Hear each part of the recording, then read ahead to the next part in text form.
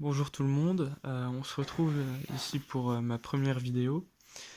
Donc je vais m'introduire un petit peu. Depuis que je suis tout petit, je suis fasciné par les insectes et plus particulièrement les papillons. Et quand j'étais petit, ouais, on allait dehors avec ma mère et on en chassait quelques-uns, des espèces d'ici. Et l'année dernière, en fait, après ma crise d'ado, j'ai remarqué qu'on pouvait en élever chez soi. Et j'ai sauté sur l'opportunité. Euh, Ça fait donc 1 an et demi que j'en élève. J'ai pas eu de bons résultats l'année dernière, mais cette année, j'ai élevé plus de 30 espèces. Et là, on arrive en hiver, donc il y a de moins en moins de choses. Et je vais donc vous montrer quelques espèces que j'élève chez moi, et surtout en hiver parce que celles-ci ne diaposent pas naturellement. Euh, donc du coup, ça veut dire qu'ils hibernent pas, qu'ils passent pas l'hiver comme ça.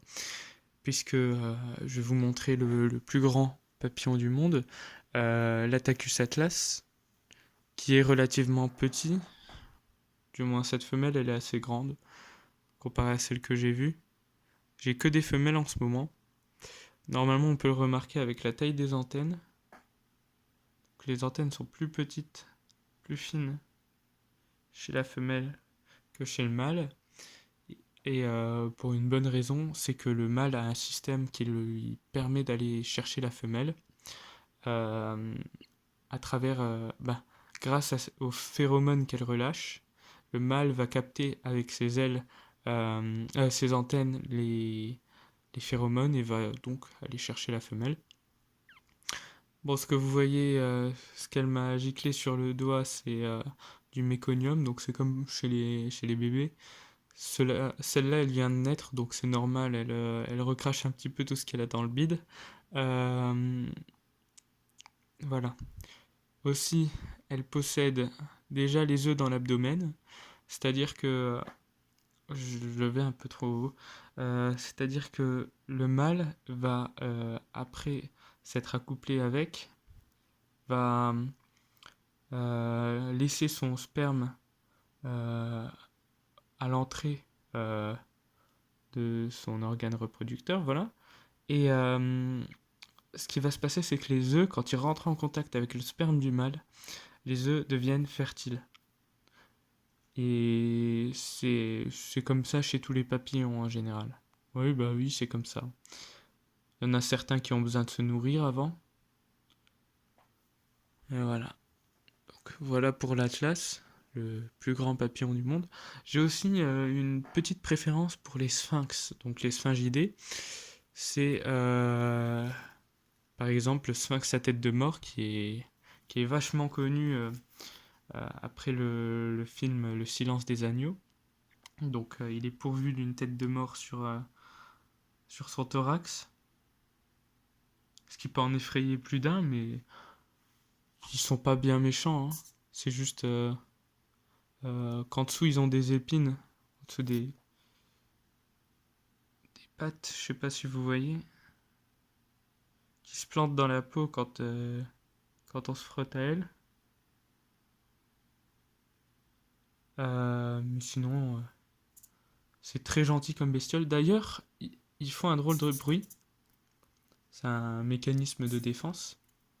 J'ai vu qu'il n'y avait pas beaucoup de personnes qui faisaient de vidéos sur les papillons en France, donc j'ai sauté sur l'occasion aussi. Euh, donc voilà, on peut entendre le bruit de la femelle. Donc ça, c'est une femelle. Le mâle aussi en fait, hein. Je dis ça comme ça parce que c'était une femelle. Je vais la remettre en cage parce que sinon elle va s'envoler. Euh, j'ai une petite bestiole qui s'est abîmé les ailes et qui est née mal formée. Donc je vais essayer de vous le choper.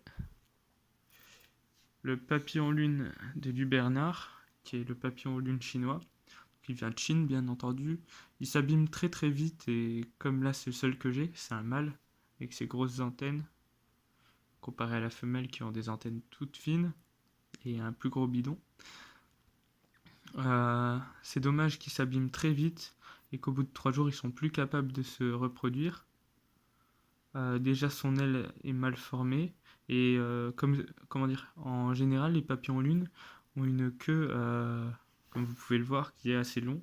C'est pour brouiller on va dire, les ultrasons des chauves-souris la nuit. C'est donc du coup un superbe moyen de défense et ça les dissuade vraiment.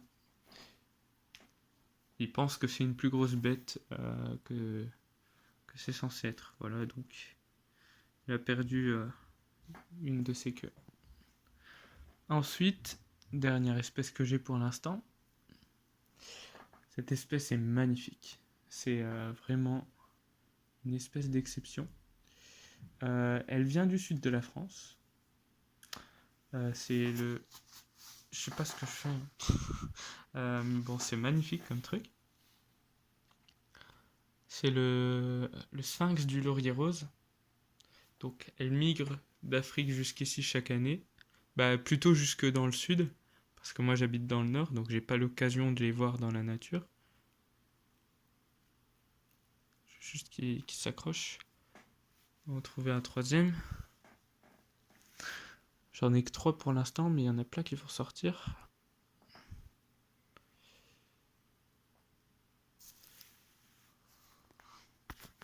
Donc voilà. On peut noter la différence du mâle que voici avec la femelle.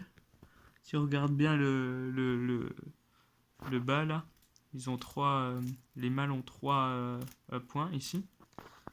Les femelles aussi. Les femelles en ont 2, je veux dire. Voilà, c'est une super belle espèce.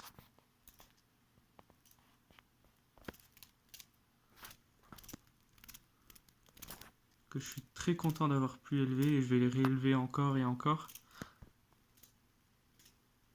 Voilà. Bon bah c'était tout ce que tout ce que j'avais à vous montrer pour l'instant. Donc à plus. Ciao.